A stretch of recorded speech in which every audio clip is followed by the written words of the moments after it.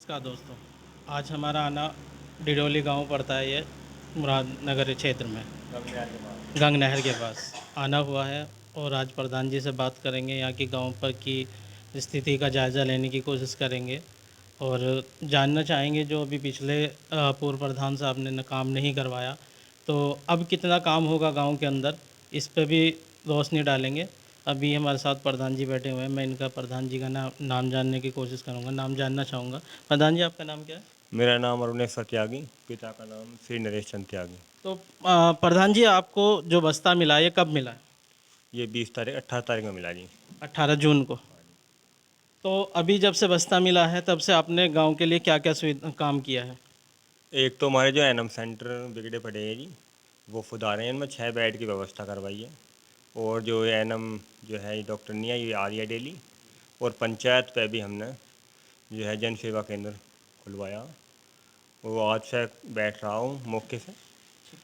और जो और गांवों की बहुत सारी मूलभूत सुविधाएं थी जो पूर्व प्रधान जी नहीं कर पाए, उस पे आप कितना काम करेंगे?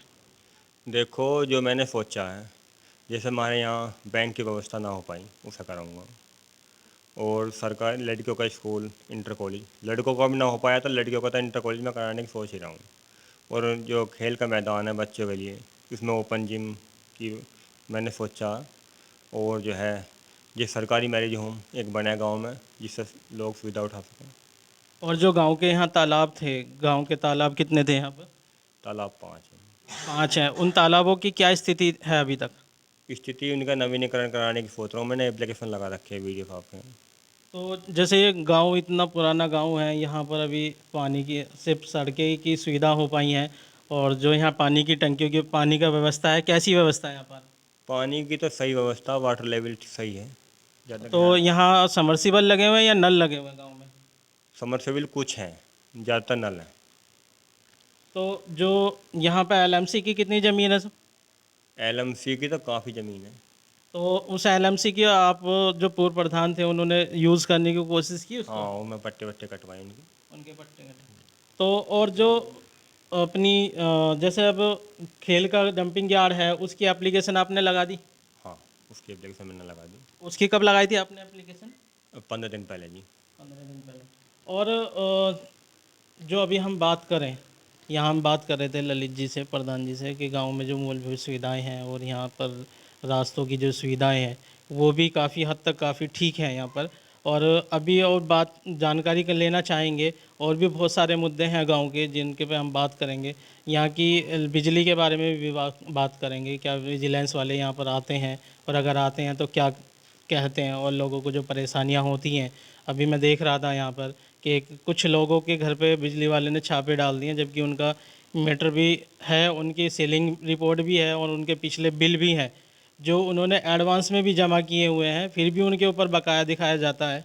तो ऐसी बहुत सारी बातें हैं जो मैं प्रधान जी से पूछना चाहूँगा कि उस पर क्या रोशनी डालेंगे प्रधान जी। जो प्रधान जी, जो अभी मैं बिल देख रहा था ये लड़के का, इसका क्या है? इसका है जी कोल्लू का। ये कोल्लू का कनेक्शन लेते हैं टेम्परेरी 6 महीने का। उसके बाद अगर कोल्लू चलाएंगे तो ये इंजन से कोल्लू चलाते हैं अपना। और इंजन में चलाने के बाद जो है फिर भी इनका 25,000 रुपये इन पर जो पिछला बिल जो है विभाग पर है ड्यू, माइनस में है। 25,000 रुपये विभाग पर है, तो वो तो छोड़ दिए। और 7 लाख रुपए का नया एस्टीमेट बनाया इनको दे दिया कि 7 लाख रुपए हैं इनमें। तो अभी जो पुराना एस्टीमेट था, हालांकि जो कोल्हू के मालिक हैं उनका ही विभाग पर निकलता है, लेकिन विभाग कहता है कि अभी हम 7 लाख रुपए का एस्टीमेट और उनके ऊपर ही डाल दिया। तो ये बहुत सारी लापरवाही है विभाग की, जिनको विभाग को सुधारना पड़ेगा। और अभी मैं जानना चाहूँगा कि यहाँ जी प्रधान जी जो थे हमारे, कह रहे थे कि पानी की टंकी का मैंने यहाँ पे बिल दे दिया, तो उसके बारे में भी जानकारी लेना चाहूँगा मैं प्रधान जी से। तो प्रधान जी, आपने कब दिया यहाँ पे जो पानी की टंकी का बनाने के लिए? फार्म तो सितंबर के महीने में भरा जी। सितंबर के महीने में फार्म भरा मैंने। और वे जो चेक इन हुई है, सिविल इंजीनियर जो आया है वो परसों भी आया, और 15 दिन पहले भी आकर लिख कर देगा कि अगले महीने जो है काम चल जाएगा। अच्छा, जो गांव में शमशान घाट हैं या कब्रिस्तान हैं, उनकी स्थिति का भी जायज़ा पूछूंगा मैं प्रधान जी से कि उन पर कितना काम हुआ है, और अगर काम हुआ है तो किस तरीके से काम हुआ है। तो प्रधान जी, जो अभी यहाँ हमारे शमशान घाट हैं या कब्रिस्तान है, तो मैं अभी जैसे बात कर रहा था आपसे, तो उसके बारे में आप मुझे बताएंगे थोड़ा सा? देखो, हमारे यहाँ 2 शमशान घाट हैं, 2 पट्टियों का एक तरफ और 2 का एक तरफ।